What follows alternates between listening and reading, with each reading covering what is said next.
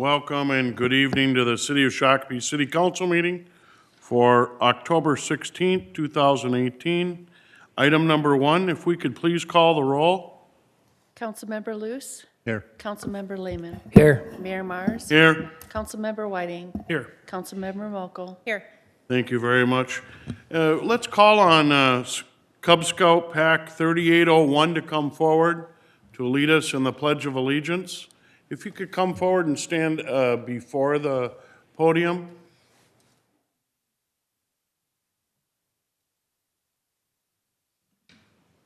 Right up here, guys. Yep.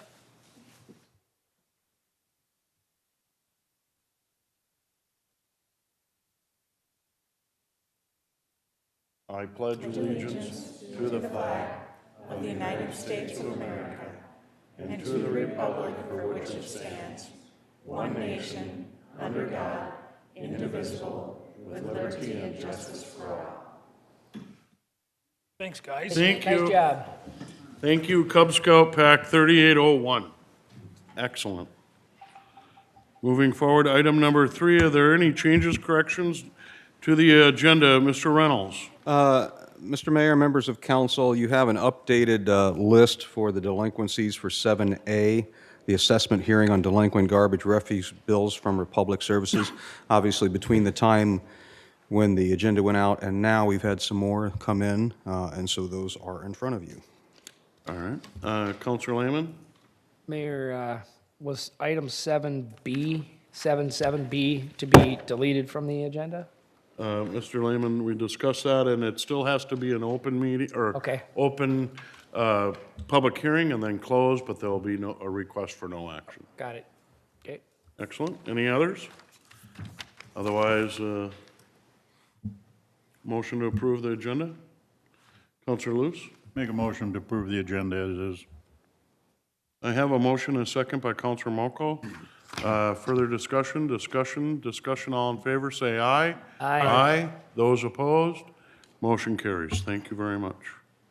Moving ahead, item number 4, consent agenda. Are there any additions, subtractions, Mr. Reynolds? Nothing from staff, sir. Huh? Councilor Luce? I would like to remove 4A2, please, for discussion. 4A2. Councilor Lehman? Make a motion to approve the consent agenda as modified. I have a motion Second. and a second from Councilor Luce. Before we vote, we would read the modified consent agenda into the public record. Mr. Reynolds.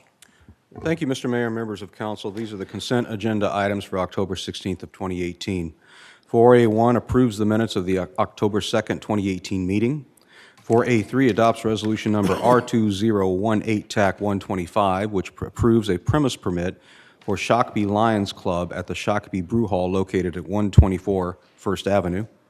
4B1 adopts resolution number R2018 TAC 121, which authorizes an application to the 2018 Federal Emergency Management Agency Assistance to Firefighters Grant. 4C1 adopts resolution number R2018 TAC 122, which authorizes an application to the Scott County Community Development Agency 2019 Economic Development Incentive Grant. 4C2 adopts resolution number R208 TAC 124, which sets a public hearing for the vacation of certain drainage and utility easements in the Stagecoach plat. 4D1 approves drainage and utility encroachment agreements for 1337 Meadow Lane and 1365 Meadow Lane. 4D2 adopts resolution number 2018 TAC 119, which declares cost to be assessed, and adopts resolution number 2018 TAC 120, which adopts assessments for the 225 Somerville Street South Sanitary Sewer Extension Project.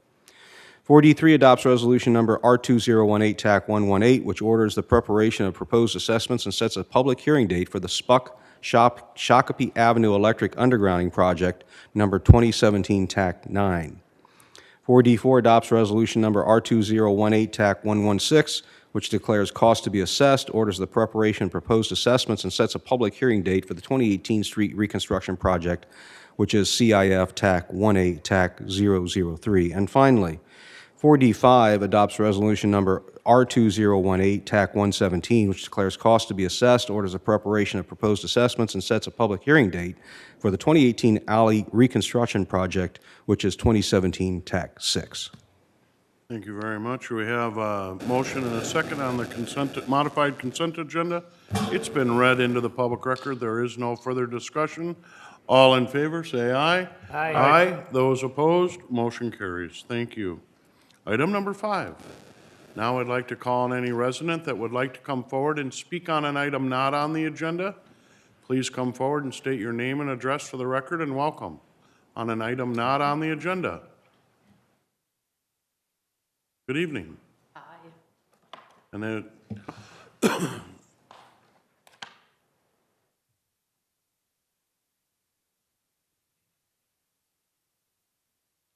then speak clearly into the mic, please. Yep.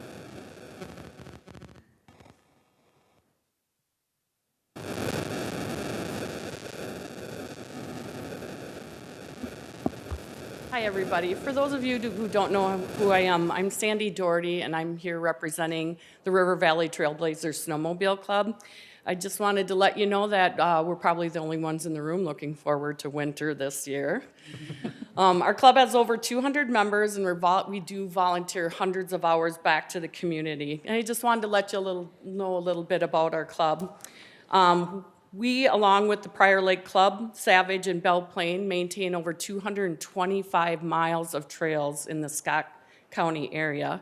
The vast majority of these trails are on private land, which we get permission to run on. We thank the landowners every year by holding a big landowners picnic in July at the Scott County Fairgrounds. And this year we had over 500 people attend that dinner. Once the River Valley Trail opens up down at the river bottoms, we're going to be down there helping the DNR open those trails up. And last time the river flooded this long was probably about 10 years ago. We took 4 solid weekends, over 100 volunteers. We had bulldozers, bobcats, backhoes, everything to get that trail back open.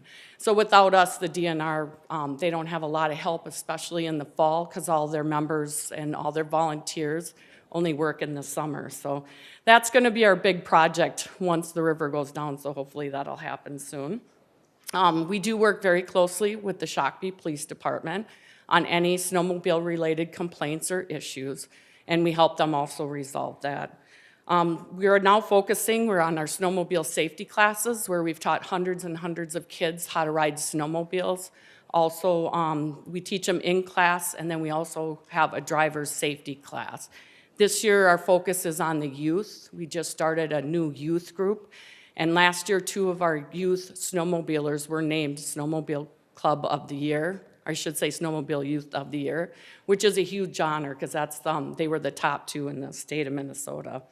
We also do a lot of parades, and we're also doing a meet and greet down at the river bottoms to kind of train people on club safety, snowmobile safety, and stuff like that. So I guess I just wanted to come out and say hi, let you know that we're alive and part of this community, and if anybody has any snowmobile-related instances, to please give us a call.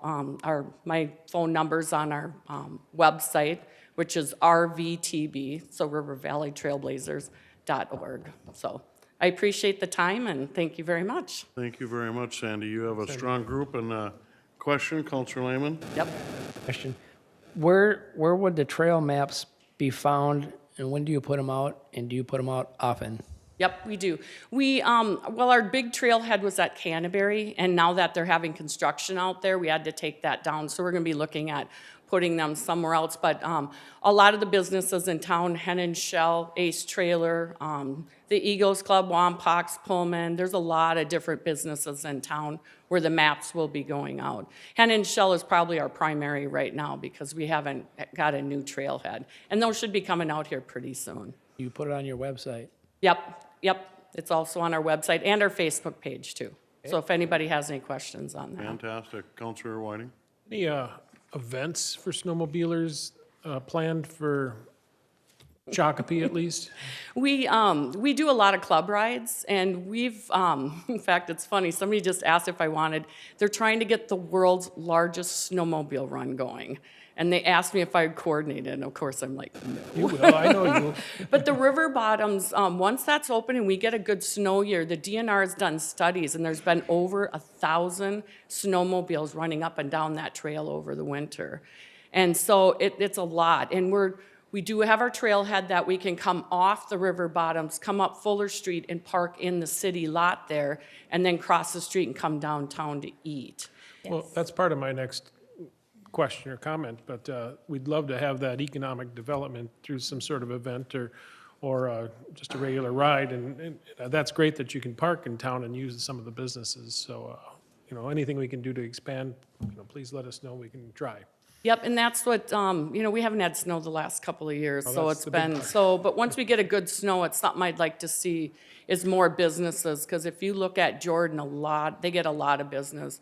Belle Plaine, Henderson, especially in the winter. If you've got 1,000 sleds going by your business, you definitely want at least part of them to stop in and eat, so. Counselor Mokel? And Sandy, could you tell us how much it costs for you guys to maintain all of these trails? I think you said the miles, but I don't know if you said what cost that is We for are you. all volunteers, and so what we do is the 4 clubs in Scott County, we belong to a group called Snow Trails. And we do a lot of fundraising through that county club. We're also a part of MinUSA, which is the Minnesota club.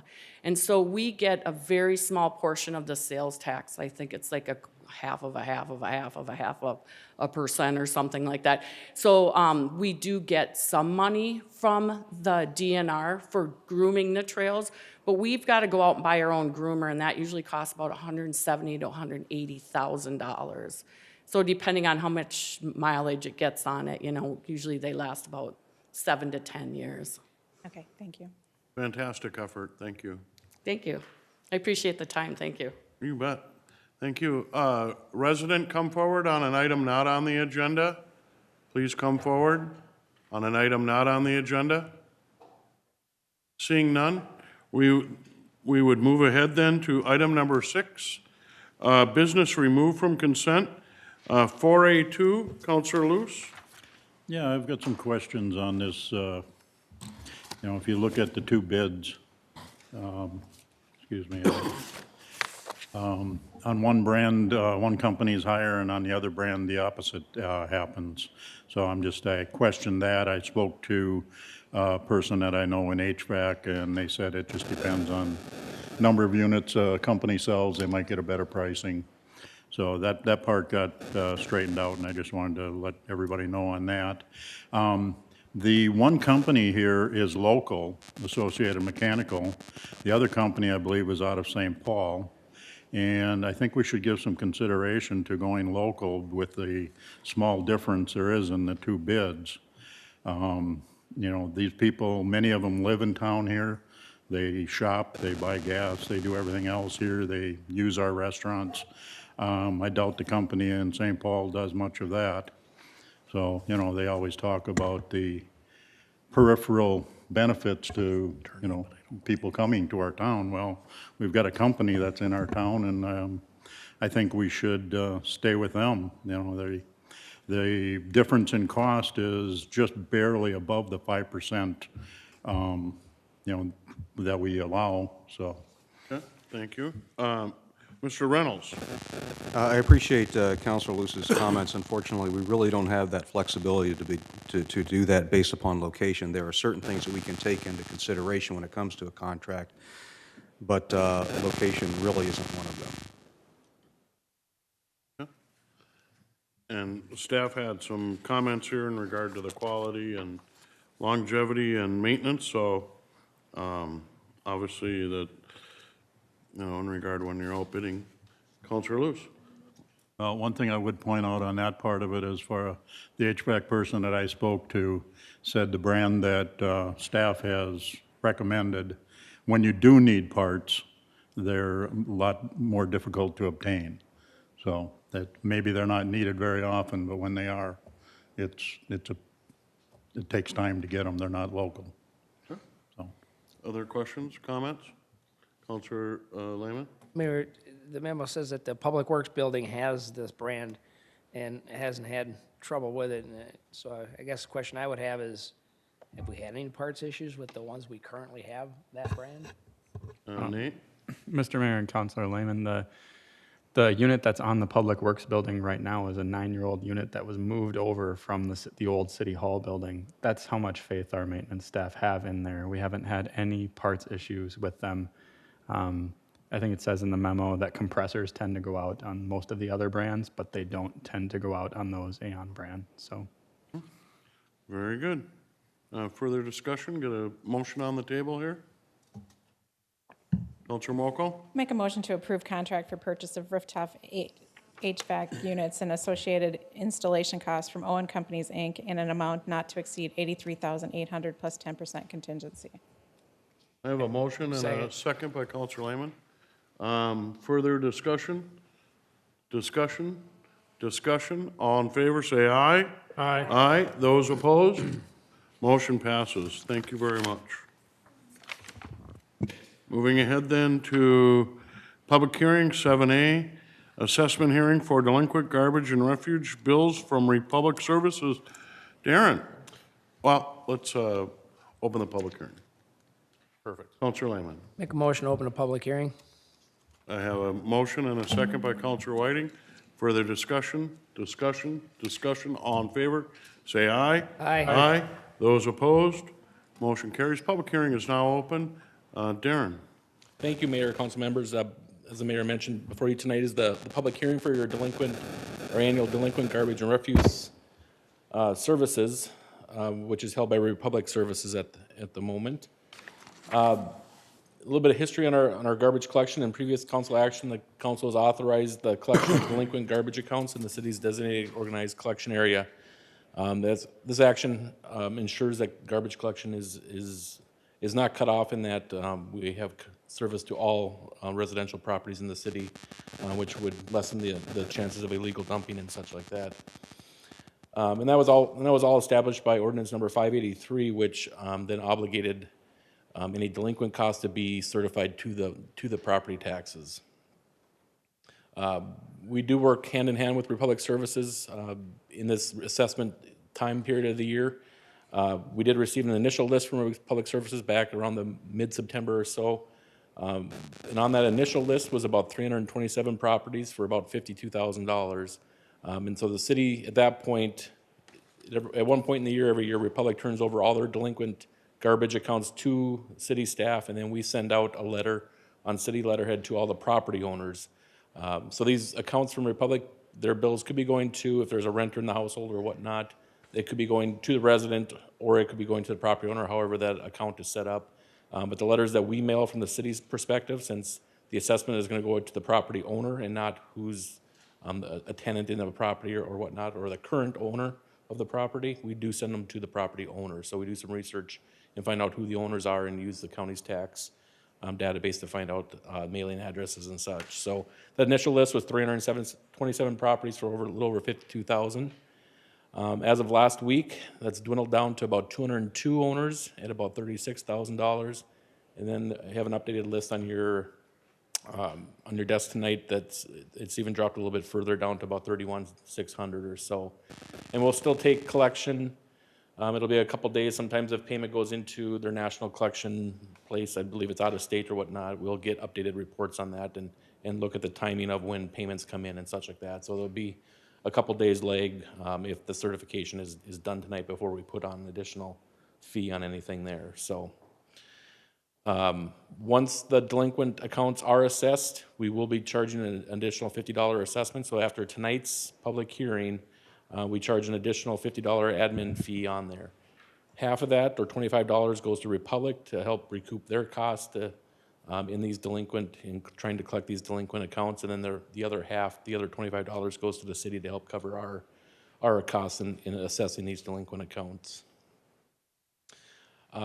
We will send out a letter, a final delinquent, kind of a courtesy letter later this week or early next week, after we've got collections into all the delinquent property owners, and let them know that what council action was taken before you tonight, and let them know that they have 30 days to pay their account interest-free, and also let them know what the interest rate is, and it is actually 6.75% this year. That's the same amount that we used for the delinquent sewer accounts that we certified this past spring. So we're being consistent there. Interest rates have kind of creeped up on the federal side of it, so our assessment interest rates are rising as well. So, and as I mentioned, property owners will receive a courtesy letter in a week or so here with final council action on that item. So with that, staff recommends approval of the delinquent garbage assessment bill list. Okay, questions of staff? Counselor Whiting? Thank you. My question is, what can we do when a property sells and that trash bill is not paid, and then all of a sudden the new owner gets that assessment charge or that courtesy letter saying, hey, the former owner left you holding the bag? Is there anything we can do to prevent that? Mr. Mayor, Councilmember Whiting, I don't know that there's anything we can do to prevent it. What we do is we talk often with a lot of the closing companies that they'll call for final bills, or if there's outstanding assessments or anything like that. We inform them to check with not only the city, but check with Shakopee Public Utilities for the water side of things on that side of it. And we also tell them to talk with Republic as well, because garbage is an organized collection here within the city. So we do tell them that.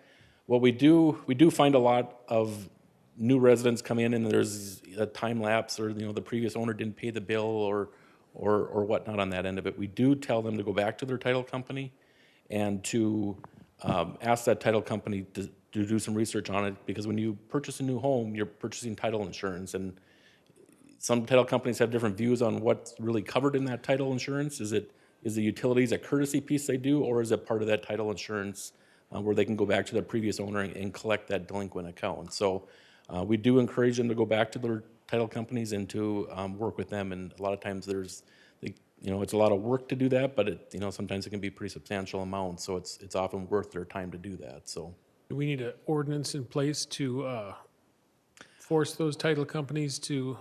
it's really hard to say, because there's title companies within the city and there's title companies that are not in the city. And so, not every city is a little bit different on what services they offer and what services can be assessed. And so it's really up to that title company to do a little bit of legwork and an education piece of it. So it's an unfortunate situation, but it happens, and I don't know a good way around it at this point. So,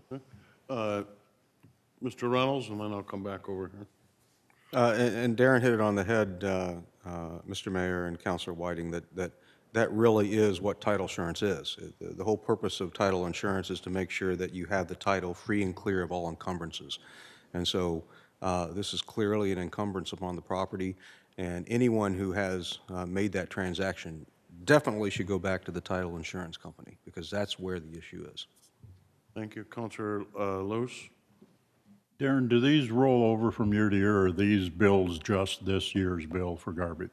For the most part, they are new bills. So every year we get a new list from Republic of the current year's charges, and they bill quarterly. So the time frame can be probably a year and 3 months or so, up until about 2 months ago or 3 months ago, or whenever the last billing was. But for the most part, they are a new bill, unless I know we had one account that had it's a large amount, and they had bounced it. Yeah, they bounced a check on us right before we certified last year. So we took it off the certification list.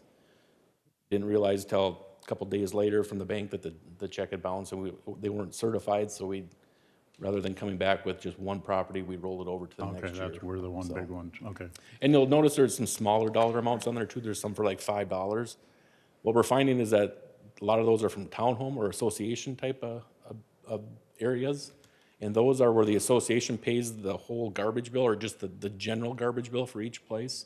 But then an individual townhome will have a special pickup, and then they'll get billed for their special pickup. And so there's sometimes they're not paying for that special pickup, or they never see a bill from Republic, and then all of a sudden they get a bill and they don't necessarily pay attention to it. So that's where a lot of those smaller ones are coming from as well. So. Great. Counselor Luce, follow up? Yeah, you mentioned the $5. There's some 15, 13, 20, 24, 29. I know last year we took out some of them and just forgave them. I don't remember what the dollar amount was. The lower ones. I mean, to give somebody a $50 penalty for a bill that's $25, that seems a little punitive in my book, so I guess we need to discuss the $5 ones for sure. I mean, there's no way you can, it costs us more to send out the paperwork on it than it does to, collect the money. Counselor Lehman? Mayor, 2 points. The first, is there anybody from Republic here tonight? After we're done with staff. There is? we can- Okay. The question, I have 2 questions. The first is, when we rolled over from Dick's to Republic's, they had a shadow billing in place for the rental properties to where the owner of the property was actually getting a shadow bill of their tenant so that they knew if the tenant was keeping up or not. So my question is that still in place on rentals? Then the second question goes to Counselor Whiting's sale properties, which I agree. I know our contract allows for snowbird residents that, tend to go out of state for the winter or whatever to suspend their service. If somebody's selling a house and the house is unoccupied, are they allowed to suspend that service? Because that would take care of any sale charges that are going over on properties that are unoccupied. Well, I think it's probably a notification thing, though, is that whoever vacated it, are they gonna call up, hey, I'm moving out? There's a lot of, I'm asking if that's allowed.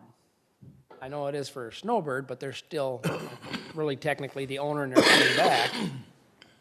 Mr. Mayor, council members, to answer your first question, Councilmember Lehman, is, that was, I just blanked out now. What was it? That was the question on? Shadow billing. Shadow billing, yes. And I know that there are some landlords that have that service available. So I could believe you can contact Republic and get that shadow billing set up. I don't think it's an automatic deal. Okay. But I think you have to have communication with Republic on that piece of it. I know I've talked to homeowners or property owners with that in place. As far as the suspension of service, I don't know what the contract allows in that, but I believe if there's communication in place, the Republic is in Mr. Burkett is. Mr. Mayor and Councilor Lehman, the snowbird policy is really an extended absence policy, so I think a home that was empty due to pending sale would probably qualify under that. I would direct Republic, if asked, to go ahead and approve suspension at that point. Okay. other questions of staff? Other questions of staff? If not, thank you. I don't know if you wanted to ask further questions of Republic. There is a representative here, but then otherwise we can move on with the public hearing. Can I verify that that's actually the case? The representative from Republic, come forward. State your name. My name is Bev Matison from Republic Services. In terms of shadow billing, I would need to talk to the credit and collections manager, and I certainly can do that and submit that answer to staff, and they can get that to you. Also, in terms of extended absence, I know in the past when we've been told that we had a family member call in and say, my mother's been, she's in a nursing home right now, we're putting her home up for sale. We put them on extended absence. Thank you. Thank you very much. Any other questions? Any other questions of Republic? Counselor Luce?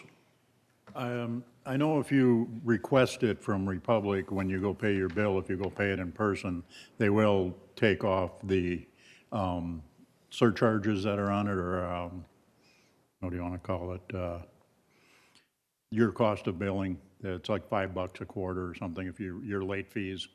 Oh, yes, we adjust late fees Right. as well. All these with $5, I mean, if, I guess I'm asking if, that would be something you would be able to work out within your company. I mean, the $5 billing is, kind of, it So doesn't are you have- asking us to research to see if that's actually a bill or a late fee?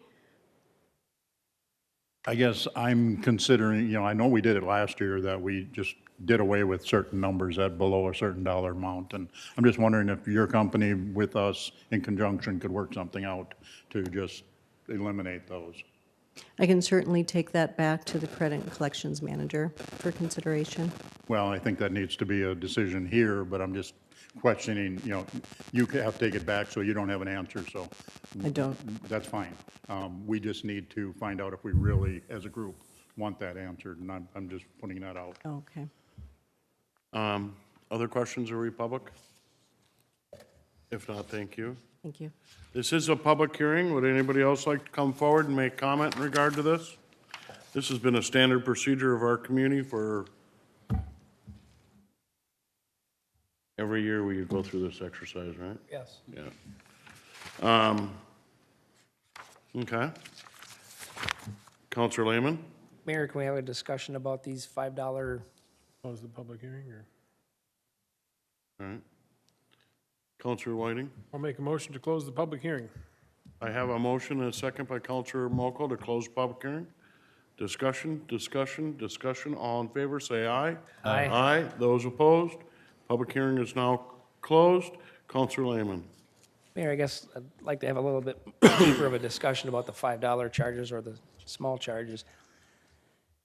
I'm kind of tossed on this because on one side, if you forgive these and you add them all up, it's actually some money, and you're asking everybody else basically to pay for it. The taxpayer base, if we took care of, represents under $200, about 130. Well, it's not only that, but it's now you have your staff taking the time to take these out, work with somebody else, Republic, make them whole, I would imagine. So you've got some staff time and a cost per hour for that staff time also. And then third, what kind of message does that send? If you've got a late charge out there or whatever, an unpaid bill, and it's small enough, well, it'll just be forgiven. Get the eraser out and make it like it didn't happen. So that's the one side of me. The other side of me is saying, to spend a whole bunch of time on something, $110 an hour on $5 doesn't make sense either. So I'm kind of stuck in the middle here on that one. Counselor Whiting? I think if you get a $50 surcharge for a $5 bill, that's a good lesson in life, saying pay your bill. There is that. I would wonder if some of these other folks would let a $5 bill slide next time, so. Mr. Reynolds, did you have something? Yeah, Mr. Mayor, I think it's important to understand how much staff time is already on the 300-plus. Yeah. We've got to figure out the address. We've got to put out a notice to them. We put out another notice to them. I mean, there's a lot of time that staff has already put into this exercise, and Another courtesy letter is going to go out. we're going to give them another letter, and this all takes time, and it takes money, and I just would ask council to keep that in consideration. All right. Counselor Whiting? Make a motion to adopt resolution number R2018-123, certifying assessment for delinquent refuse bills. Counselor Lehman? Seconded with a friendly amendment. Okay, I have a motion and a second to approve and a friendly amendment. Which would include the currently updated version that's on the table. I accept that friendly amendment. So the one that was on the table, the newest one, is incorporated into the motion and the second. Further discussion? Am I allowed to amend the amendment? Try. Yep. Well, there's not the motion maker or the second. Oh, maybe not then. Or attorney. Vote at this point. There's been a motion and a second. Further discussion? Discussion? Discussion? All in favor, say aye. Aye. Those opposed? Motion passes. Thank you very much. Let's move ahead then to this 7B, assessment hearing for delinquent mowing services. Counselor Lehman? Make a motion to open a public hearing. I have a motion and a second by Counselor Mokel. The public hearing is now open. I'm today not going to call on anybody for the public hearing because this issue has been resolved. We were bound by by at least opening the public hearing, but this issue has been 100% resolved. So there actually is no item before us, but we need to open and close the public hearing. Council Mokel? Make a motion to close the public hearing. Second it. Okay, I have a motion, and a second by Councilor Luce. Did you have I'm sorry, I didn't, did you have a question? I was just going to question about the delinquent mowing bills. I mean, what has been the disposition of this? I don't know what it, are we, They've been paid. okay, they're all taken care Oh, of. that resolved, yeah. Okay. Motion on the table in a second. Further discussion, all in favor, say aye. Aye. Those opposed, motion passes. We need to take no action. Now, moving to item number 8, we will stand in recess for the Economic Development Authority meeting. Thank you, sir. Call the meeting to order for October 16th, 2018, Shakopee Economic Development Authority. Asking the secretary to please note the roll. Everybody should have a agenda and packet in front of you. A motion to approve the agenda would be in order. Ms. Mokel, So moved. is there a second to the motion? Second. Mr. Mars? Motion by Mokel, second by Mr. Mars. All in favor, say aye. Aye. Opposed, motion passes.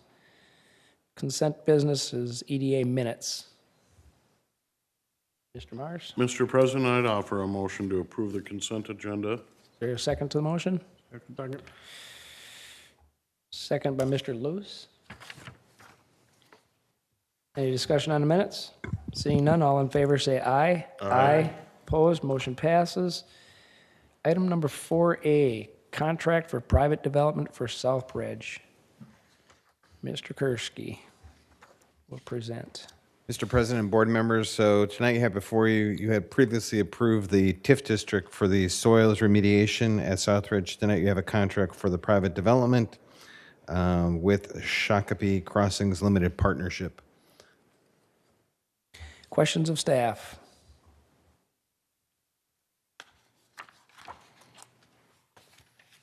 Mr. Whiting.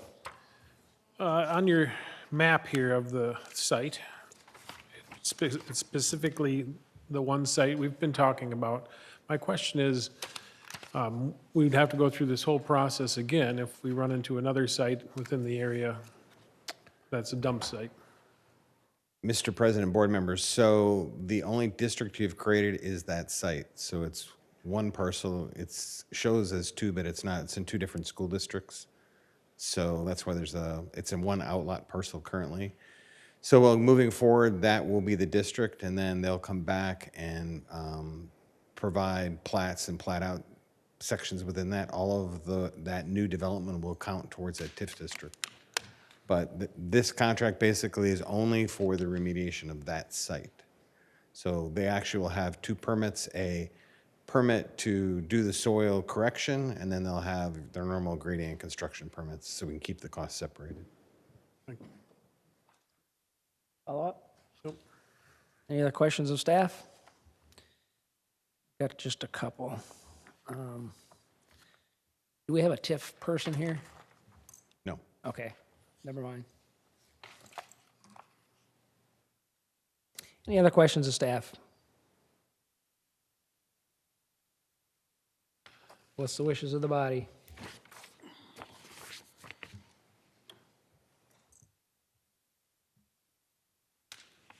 Mr. Whiting. Make a motion to approve resolution number E 2018-024, approving a contract for private development with Shakopee Crossings Limited Partnership and authorizing the sale of tax increment revenue notes. Second to the motion, Ms. Mokel? There's a second down there? Okay. Any discussion on the motion? Seeing none, all in favor say aye. Aye.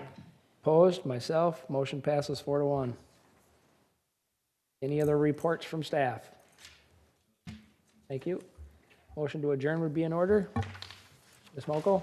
Motion to adjourn to Tuesday, November 20th, 2018 at 7 p.m. Is there a second to the motion? Mr. Whiting?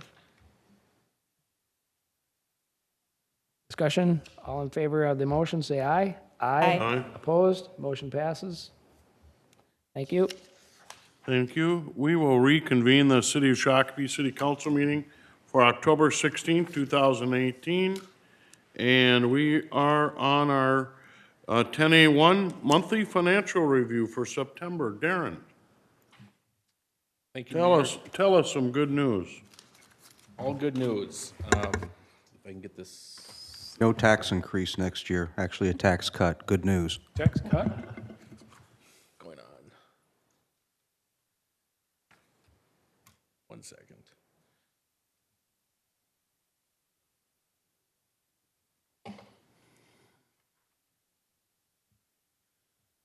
All right, so monthly financial report for September. So we're 3/4 of the way through the year already. It's crazy how fast the year goes. We spend a lot of time at the first part of the year working on our financial report, then we jump in the budget. So from a finance perspective, we don't spend a whole lot of time in the current year. So it's good to take some time and really kind of take a step back and look and see where we're sitting at this point in time. So as you can look here, the revenues we're all trending in a very good direction. Obviously, your taxes are at 51%, which is a red arrow, but that's only due to the collection time frame of that, and you guys are well aware of that. We only collect them in June and in December, so not a concern there. Your licenses and permits, you're 113% over your entire year budget, so 3/4 of the way through the year, we're sitting very well there, and I can say that we've had additional permits come in October that will push that number even higher. So I've made a couple revisions to the revised 2018 budget when we start looking at the 2019 budget, and I've had to push those permits and licenses up a couple times already, which is good news as well too. So intergovernmental revenue is another down arrow right there. That's due to police and state aid came in on October 1st. So we received about $667,000 on October 1st. Last year, that payment came in on September 30th. So there's just a timing difference there on that end of it and such. So nothing major there. Like I said, all the revenues look well there. If there's any questions on the revenues, before I move on to the expenditure side of things.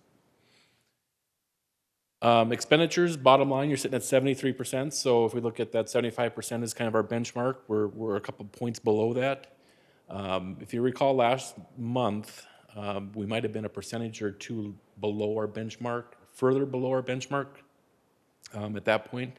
And so I was kind of curious of why I saw a little bit of incremental increase. And so looking at the activity for the month, we actually had 3 pay periods in September. So there were GL dates or general ledger dates that hit in September 3 times versus a typical two-month payroll periods, and that happens twice a year on our 26 pay period plan on that end of it and such. So those numbers are up a little bit, but that's there again just due to timing and such. We budget for the entire year on the budget, so nothing to be concerned about there. Mayor and council line item, it's a little bit higher, but there were some League of Minnesota Cities dues that were paid this last month that jumped that up as well too. But we have the budget set where we needed to, and no concerns there.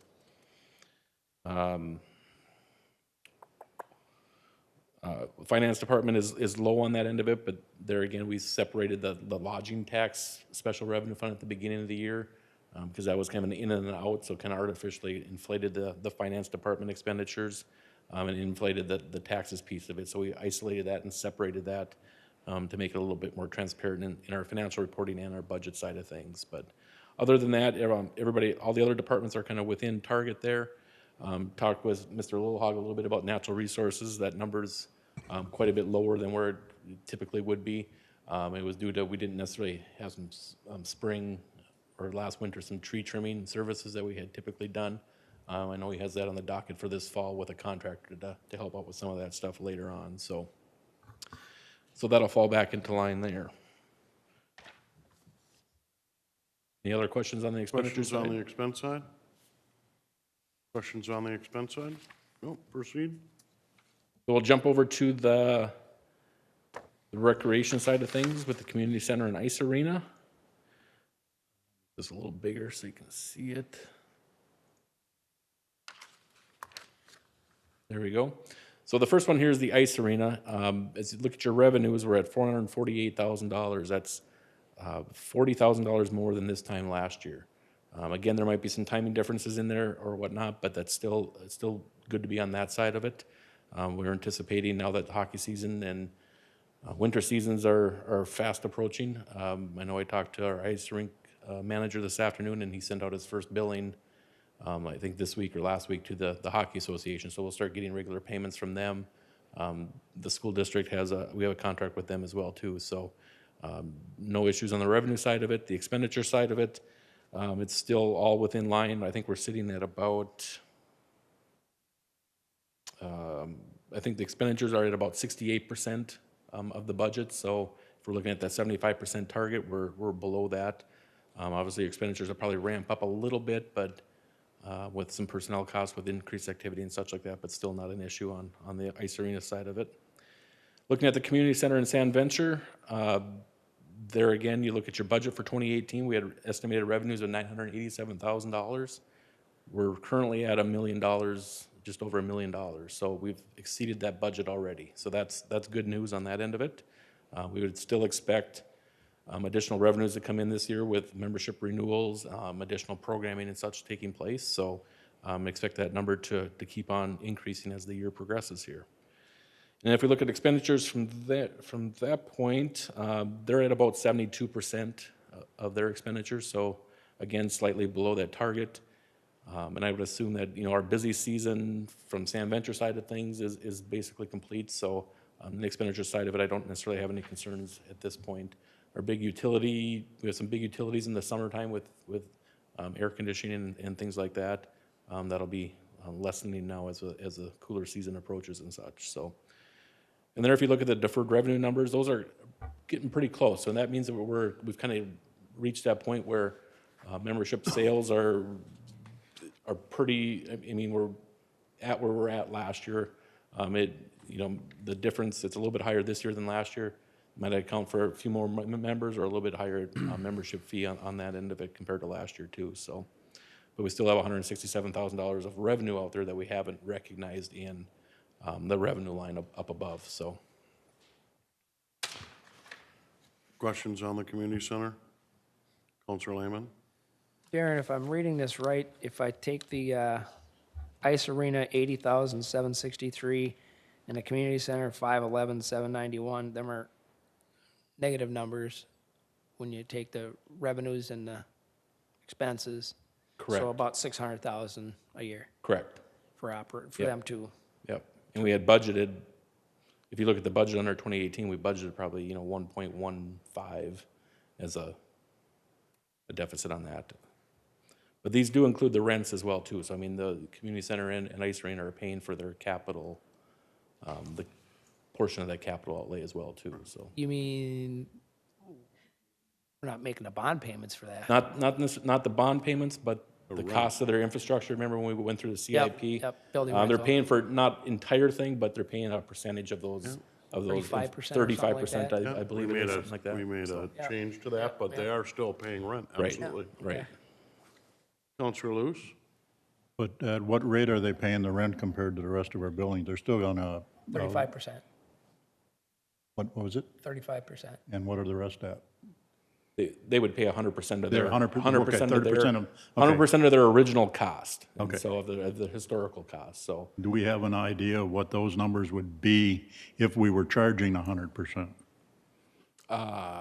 Well, the kicker is that you would have current taxpayers paying both the bond payment and No, I'm future not saying that we replacements. do it, I'm just saying what would the numbers Yeah, look Be triple what it like? is now. Yeah, it'd be a big number. Be triple what it is now. I mean, it'd be $2 million probably, somewhere in that ballpark. Other questions? Other questions? If not, continue. All right, so now I'm going to move on to, remember back in July, we were presented the second quarter portfolio, our investment analysis. I'm going to do that again here for the third quarter. I'm just going to go over this really quickly on this because it isn't all that exciting and nothing really changes a whole lot, but there are a couple things I do want to point out. This first one, I just kind of look at it on a monthly basis. I look at kind of that year-to-date, 1 year, 3 year type of time frame. And the big one that I look at is the income return because that includes basically our interest receipts. Those first two lines include any mark-to-market we make, and those are market value changes, and since we basically buy investments, hold them to maturity, market changes don't necessarily affect us other than once a year when we have to do it for financial reporting. So I don't take a big look into that or pay a lot of attention to that at any point in time. So looking at our portfolio activity, I look at the income received. So we received about $250,000 or $250,000 of interest receipts through the last quarter. Market appreciation, there's where interest rates are rising. So when we buy an investment, if interest rates rise, that means the value of our investment has basically declined, that we couldn't go out and sell it for what we bought it. But there again, we're going to hold that investment to maturity. We're not going to go out, we're not day trading on this type of stuff. We're buying investments, we hold them to maturity, take in the interest receipts that come in every 6 months or yearly or quarterly or whatever on that end of it. And then over here, you got your asset allocation. You can see we abide by our policy, is the investment policy is the SLY acronym, and that's safety, liquidity, and yield. Safety is our number one priority. We want to make sure that our investments don't lose money, that we get the full principal back and our interest. Liquidity is we need to make sure that we can pay our bills on a timely basis, so we make sure that we have funds available. And then yield is our last one. We are restricted statutorily and such, but that's our last priority of our investing. Counselor Lehman? Mr. Mayor, why can we have our finance director explain to us and the general public why we have $46 million and we're not having a wing-ding party? Because it takes a long time to plan a party for $46 million. No, really, the city is made up of... We could hire somebody to do that for us. I would hope so, yeah. Really, the city is made up of a number of different funds. We have the general fund that we talk a lot about. That's where a lot of the general operations take place. But we also have a number of other funds that have outside restrictions or other internal restrictions on them. We have our enterprise funds for our sewer and our sanitary. Those have substantial cash balances in there, but those cash balances are for future infrastructure replacement or those operations. We talked about forfeitures a couple weeks ago. We have a fund specifically for forfeitures that is dedicated, that those funds can only go to forfeiture needs. Our internal service funds that we use for equipment replacement, all those type of funds are all kind of separate little entities, if you will, that make up this combined $46 million. We take all that cash, we pool it, sorry, excuse me, got a taller mic here now. We pool all that cash together, and then we get a better ability to invest those funds rather than within the fund itself. So that's why. I have a question for you, Darren. Recently, with the rise in yield of the 10-year note, are we looking at just slightly lengthening our maturity there to get a little more bang for our buck? Mr. Mayor, council members, I've been talking with we have this investment manager, as well as I also have a couple brokers that we deal with a little bit on the side as well too. And that's always the discussion on that interest rates are finally starting to rise now. I mean, we went through 10 years of just minimal or minuscule interest rates. We're thinking as the feds ramp up interest rates now within the next year or so, before they start to lower them, we want to get in there and kind of lengthen some of those investments if we can. And so we look at opportunities, or the investment manager looks at opportunities where they can kind of trade up and say, okay, we see an investment here that's well under par at the moment. If we can buy something else and replace it and get back that money in a short amount of time and help ourselves in the long run, we do those type of things on that end of it. So you would ladder them right up. Yep, and we ladder everything out. Just my thinking, in the rising interest rate environment, you're correct, and you go mark to market, and your shorter stuff is taking a hit here. But if we just lengthened a little bit the maturity, you might have an opportunity. Yeah. I was happy as a peach, 6 months ago or 9 months ago, buying a CD at 2%, and now today they're 3% already. And you're for a 3-year CD at 3% is old school wise isn't good, but in today's market it's pretty good. So, Councilor Lehman? The question I have on longer term and higher return, how do you balance out the liquidity side of that? And that's where, really where you have to ladder it. We look at, we got payroll every 2 weeks, we got accounts payable that happens every week. We got heavy times of the year with construction needs and such like that, so we really got to look at where my needs are from a cash basis side of it and work with our investment manager, say, hey, I need maturities happening. So, I mean, I have a whole list. We got a couple of hundred investments, but they're all kind of laddered out at different times. So it's not taking this 46 million and saying I'm buying Right. one CD for 46 million. It's hundreds of investments that are. Okay. That's what he talked about, the fine line on that balance. Yeah. Yeah. Yeah. So.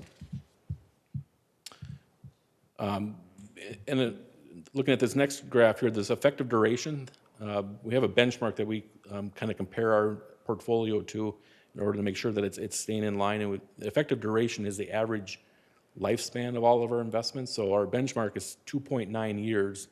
Our portfolio right now is at 2.62 years, so just over 2.5 years, which is fine. But then again, it's at something, as the mayor mentioned, that's something that we'll probably want to try to push out now and get it maybe a little above that benchmark as we come out to help with additional investment returns as much as we can. So, Counselor Luce? Darren, I know all of the average quality is AAA. Are we limited to AAA or? Nope. Statutorily, in our investment policy, we were limited to, I believe it's like A grade. In A1. Like A1, Yeah. A1, 2, and 3. I think you can go down to A3 actually. The Minnesota statutes limit that, and our investment policy mirrors that. So, How much could we increase our interest rate by going to a little lower grade bond?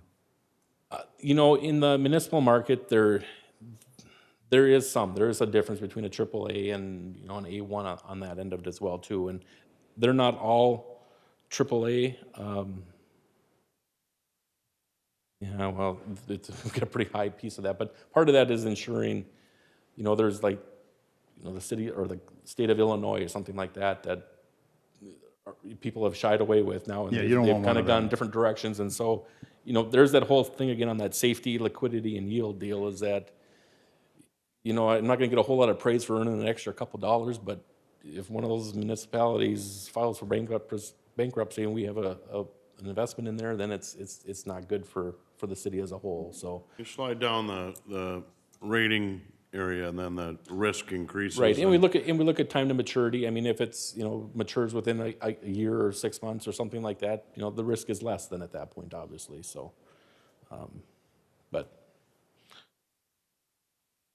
one other one here's kind of our top 10 holdings. Here again, we're heavy on the treasury side of it, mortgage-backed.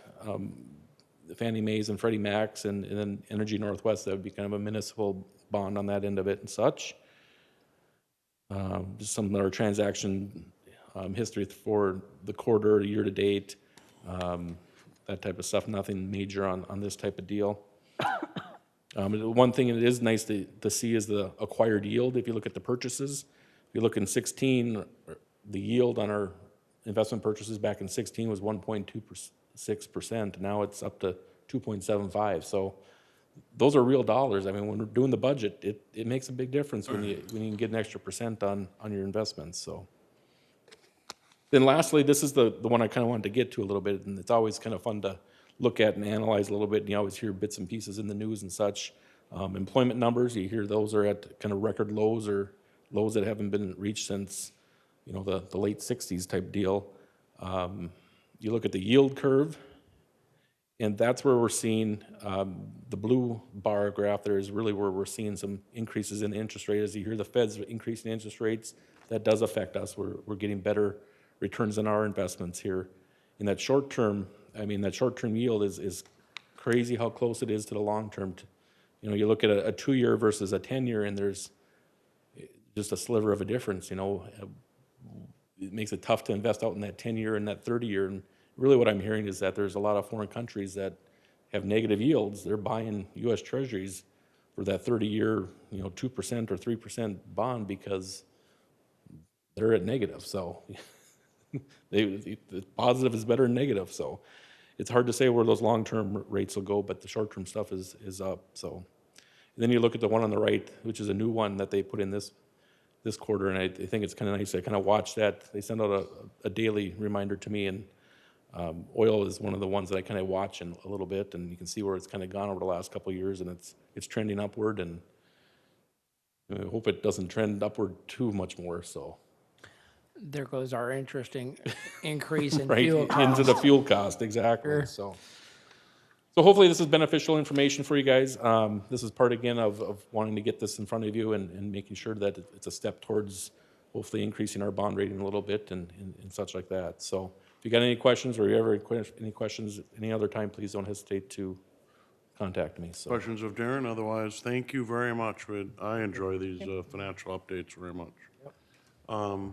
Thank you.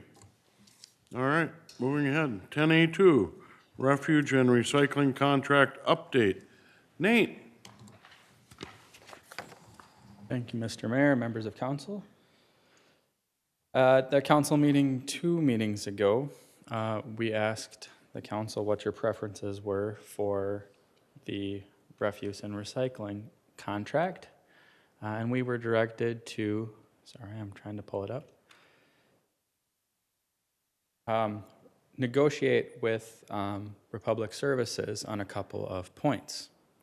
We did meet with representatives of Republic, and I think that we do have a pretty good agreement in principle that I'd like to go through with you, and then I'll have Bev come up because there are other moving parts that you should probably hear about as well.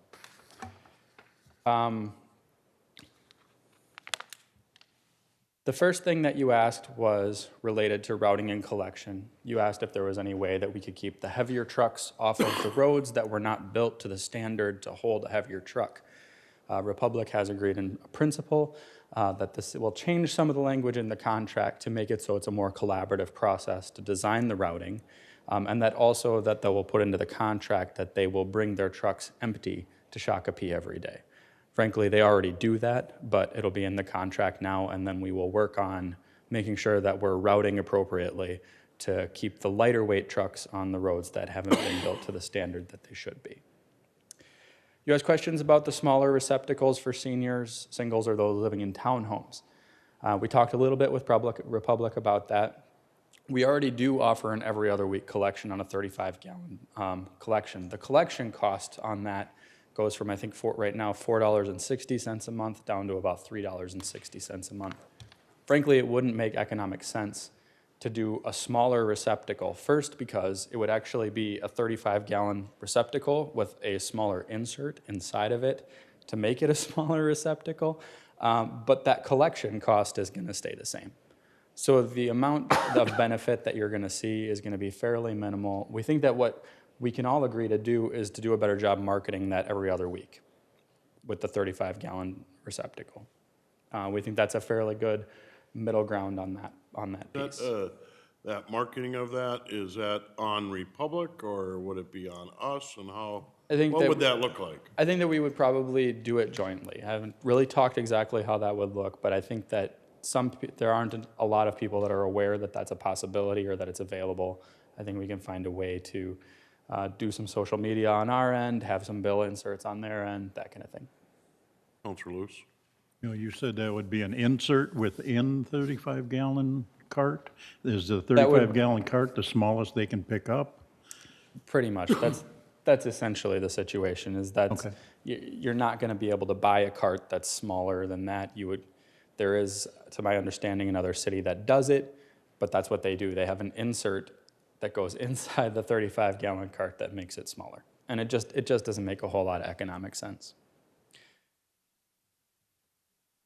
The third one was related to clarifying the customer service process and expectations. And to be clear, in my opinion, Republic has done a much better job over the course of the last several months on Republic service issues. The most important element that I think that Republic has agreed to at this point is that they are going to assign a specific supervisor on the operations side. We already have somebody on the business side that when there's billing issues and things like that, we can get those resolved relatively quickly. But they're going to assign a specific supervisor on the operations side to deal with missed collections or broken carts, things like that. That's going to be a specific touch point for us here at the city and for customers so that we can have things that are resolved, those things can be resolved more quickly. So those were kind of the three big pieces that the council asked us to deal with. As I said, I think we have a pretty decent agreement in principle. I feel like we had a good conversation. I'm going to touch a little bit on what they've sent me for rates, but I want to be really, really clear. Everything that I've put into this memo with regard to the rate is very, very much a projection. There are only a couple of pieces that would be set in stone under kind of the base proposal where we're sitting right now, and I'll go through those. The disposal cost that's listed in this attachment, the rate proposal, is going to change based on a couple of different factors. The disposal cost is actually based on what it actually costs to dispose of the waste. I'll have come up in a moment and discuss some factors that might impact that disposal cost. Trash collection is Republic's cost to collect the trash. That column would be fixed throughout the term of the contract. So that is one column, that's Republic cost to pick up the trash, that would be fixed. Recycling collection is Republic's cost to pick up the recycling. That cost would also be fixed throughout the term of the contract. Recycling processing, that column at 18 cents right now, would not be fixed. It's based on an actual cost from DEMCON. The total, therefore, would not be fixed, and neither would the percent or dollar change. On the recycling process, is it possible, it's a variable, but could we recommend setting a max cost to the city? So That's based directly on what DEMCON is charging us, correctly? Or charging you when it's a pass-through?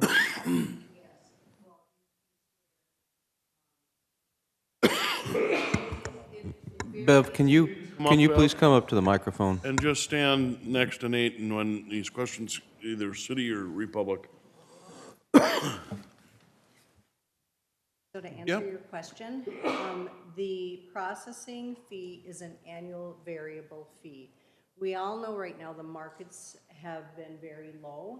There's little to no value and in sometimes negative value on the return on those sales of recyclables. So every year, what we'll do is we'll take a look back. DEMCON will take a look back a year back and see what that average is. This is what that 18 cents is. That's something that we're very transparent about with all of our cities. So we will bring that to you at that annual review. Look back month by month, we'll average that, and then we will give you that average for then that next year. So it is variable every year. Councilor Lehman? But to be clear, we're gonna start out first year with a known cost that's gonna be the same for that whole year. And then, Now that 18 cents is based on today. Your contract comes up the end of May? That's correct. Yes. And so at that time, we will pull that data and give you that dollar.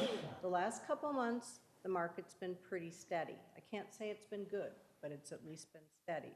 So this 18 cents today, we will give you that new number at that contract time.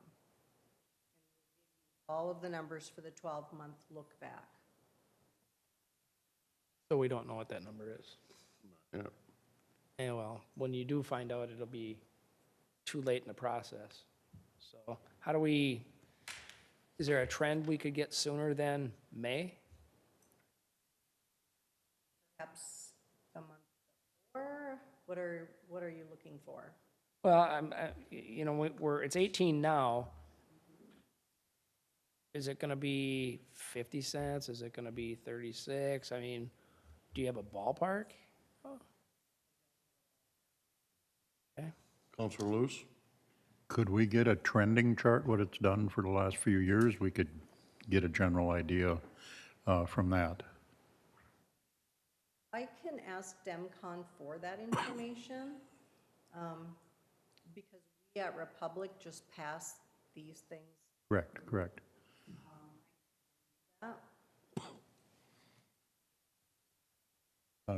Does the body think that would be worthwhile doing? I mean, Councilor Whiting? I think the trend is going down with recycling, so it's not going to be a pretty chart. Correct, So- but at least it'll give us a general idea, you know, we can be in somewhat of the ballpark. It's for me, Say this is the lowest processing fee I've seen. Okay, continue. Nate? Mr. Mayor, I think that's really all that I had to present. At this point, I think that what staff is recommending is that you direct us to continue these talks and bring some hard and firm language to, adjust the contract and re-up with Republic. So I have a question actually probably for Republic and how it relates to our city contract. Last year, you came before us and your tipping fees, you had to change facilities. Well, change facilities and go to a different facility and it costs some rates to come up. Do you lock in those fees on a yearly basis, 6 months, 2 years? Generally, when it comes to tipping fees, find out from, we're not internalizing your material, so it's got to be processed. So we find out right before the new year, and once we hear from, let's say, we have a charge that we pass through from DEMCON and from GRE for your disposal. And so once we find out what that is, we pass that on to you right away. By you, that's a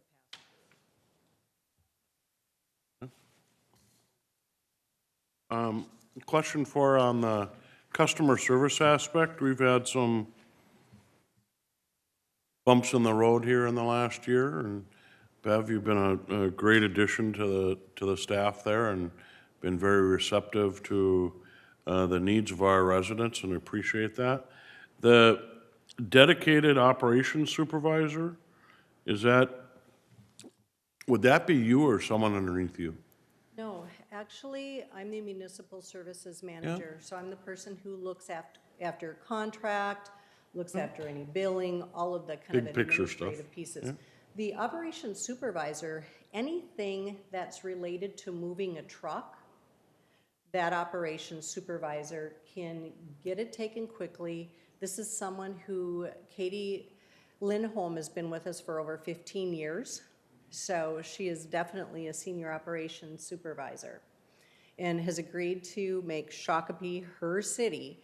And so she can at any time radio a driver. Where are you? I need you to go back, pick this up. Yeah. It just will speed things up. If I'm in a meeting and I can't get back to Nate for an hour or two, by then the driver may be home for the day. And so this will really speed that up, give us a much quicker response time for your residents. Counselor Lehman? so Mayor, expand a little bit.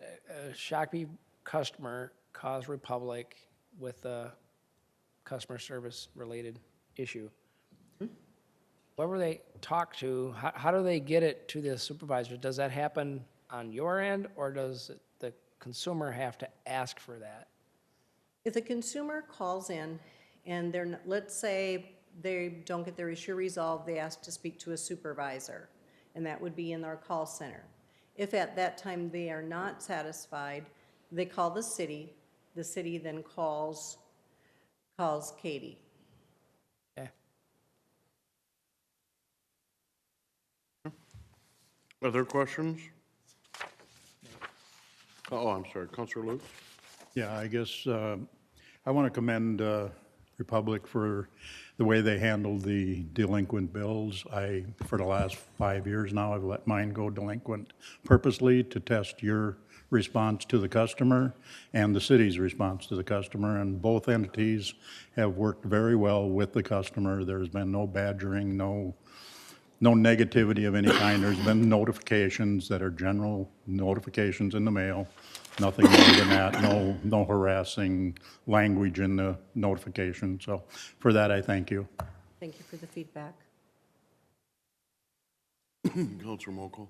I do have a question about some of the billing process, and this has just come up in the last day or two that I became aware of, is when people have moved within the city, how long do those accounts stay active?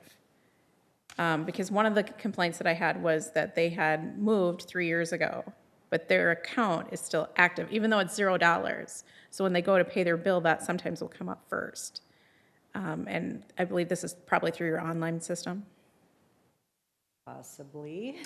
So my curiosity is how long do those stay active, or is there a way to deactivate those zero accounts that just aren't there? Right, they are shut down if they call in, but I think what you're talking about is through My Resource, the online Yep. piece.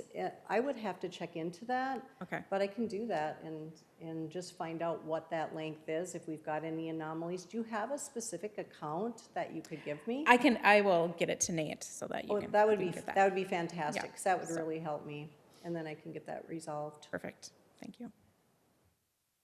I have a question on, or Council Whiting? Yeah, we were talking about this earlier. A person in my neighborhood died and obviously couldn't shut off their service, and we noticed him on the delinquent bill list. If you're not picking up if there's nothing in that can, I'm not sure the driver would even know if they're not picking it up. How is that information passed along to you, and what can we do to keep it off the delinquent bill list? Most of those are caught. However, if we aren't notified that the resident is deceased, we really don't have any other way. I mean, I suppose we could ask our driver to, if they haven't, well, we have people on suspension too sometimes. Somebody's going to get seasonal, that, so- buy that house eventually and get stuck with paying that tax. No, if we find out that someone is deceased and then someone else has moved in and that person calls in and says, oh, that's not our bill, we'll research that.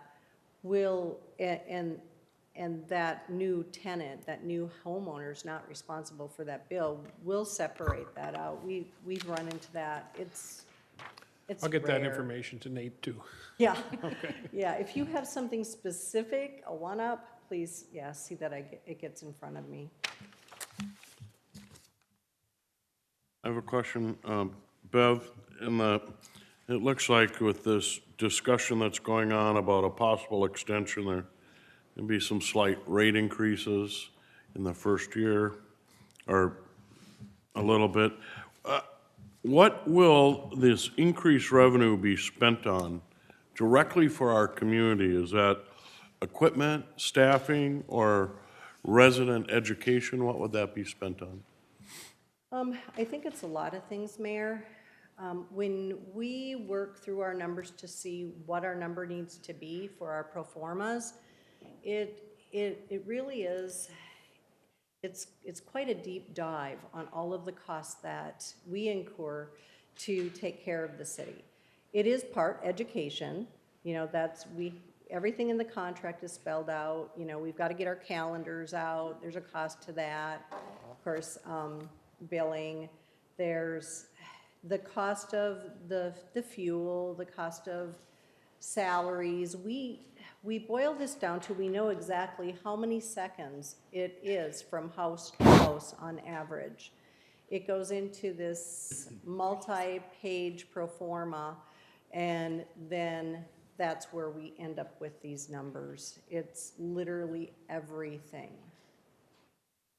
right down to the costs of, benefits and all of that. No, I understand that. I'm actually looking not for the benefits to Republic, with all due respect. I'm looking for the benefits to our community. That's what I was asking. Okay. All right. Other questions? Other questions? Mayor, Councilman? I guess there's a couple different perspectives to that viewpoint. From my perspective, it's all about the service. Most residents put their trash out. Pickup day is Thursday, they put it out Wednesday, and they want to be able to come out and find it gone. And in order to make that happen, your company has to have somebody driving a truck, somebody fixing a truck, somebody putting out a route, somebody following up on these things, and somebody taking calls from concerned people that have service issues. So really, all of it is tied to actually providing a service at a level that is meeting expectation. Correct. And that takes the person driving the truck, the person fixing the truck, the gas in the truck. and all the logistics that goes along with it. Now, you talked about hiring a operations manager to oversee Shakopee. That's not additional headcount. What we're saying is we have our operations supervisors, and they supervise the drivers, and then also folks who do the routing, and we're allocating one so that when there is an issue or problem in Shakopee, then Nate has someone he's got the bat phone, he can call, and we can get that truck out to that resident right away. We don't have that in every city. And so we want to improve on our service, and that's not part of the pro forma. Other questions? Counselor Loose? Nate, where are we on the new carts that you said we need? I should have that in front of you at the next council meeting. Thank you. If there's no other questions, thanks to both of you.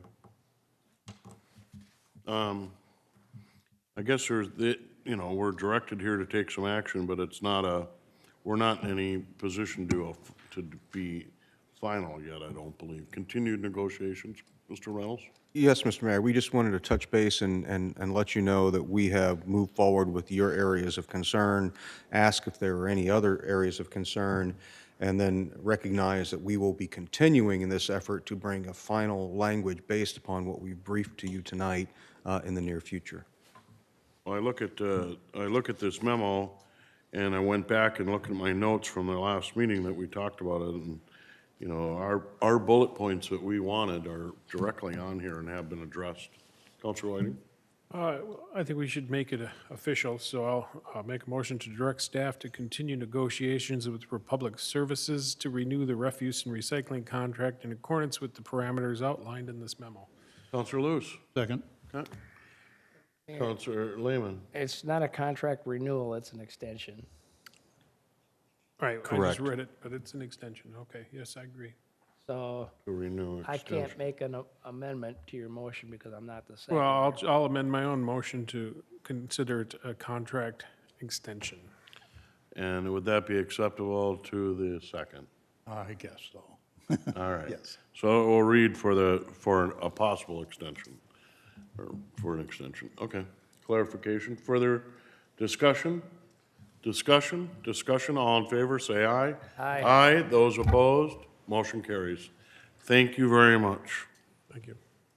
Moving ahead then, 11A, the city bill list for your review, and then we would start with 11B. I had one Oh. question on the bill list. Yes, question on the bill list. Page 16, Central Roofing Company, about 3/4 of the way down, 11,525, roof repair. Account description, attorney. Did our attorney break a roof? What happened? Did you fall through? Mr. Darren? Mayor, Councilmember Luce, I believe that's for the Layman. Doggy Doo, Layman, I'm sorry. That was for the Doggy Doo's facility. I think we had some roof repair that was being paid there. We probably just miscoded that. I didn't. Mayor and council, that was when we purchased the property, it was scheduled, they fell behind because of weather months, and it just got completed. I didn't hear. What did you say? I said, Mayor and council, that we had planned to do that roof repair when we purchased the property. The contractor fell way behind because of weather, and they just completed it. That's why you're seeing it on the bill. Councilor Luce? So we just finished repairing a roof that we are very soon going to tear the building down. Mayor and council, they just signed a contract to build a new building, and they will be exiting the property. I think the contract requires them to be through May, so we'll have a long winter with that roof. Okay. Okay. So that's one. That's all I had, Mayor. Oh, I thought you had two. Nope. Councilor Luce? Do you have a question on the bill list? No, not on the bill list. Thank you. 11B, liaison report. Councilor Lehman. No report. My liaison report, attended the Fireman's Dance on 10/5. That's a great cause, I think over almost 130 years of dancing. I went to the dedication for the Living Hope Church on 10/7. Also attended the Fireman's Open House for our community. I've been to a few of those. That open house for Fire Prevention Week, it was packed, at least for the hour that I spent there on 10/8. Went to Pumpkins in the Park, again, in Huber Park, our community focal point. That was packed. They had a line that's phenomenal, and I talked to a lot of people, and it was great to see folks actually from not our community coming into our community to enjoy that event. I've met with staff, and today went to the groundbreaking for Canterbury Commons with Councillor Luce and Councillor Moco, so that was great. Councillor Whiting. Thank you, nothing to report. Councillor Moco. I was also at the Fireman's Dance as well as Canterbury Commons today. So I had spoke last night on the water side. For the construction piece, they had the high school that still has a punch list, 83 had a punch list. Prairie Meadows second, they still had 150 feet of 12-inch. Countryside, second edition pipe connection testing. Sears and Flats, some water work, and starts October 22nd.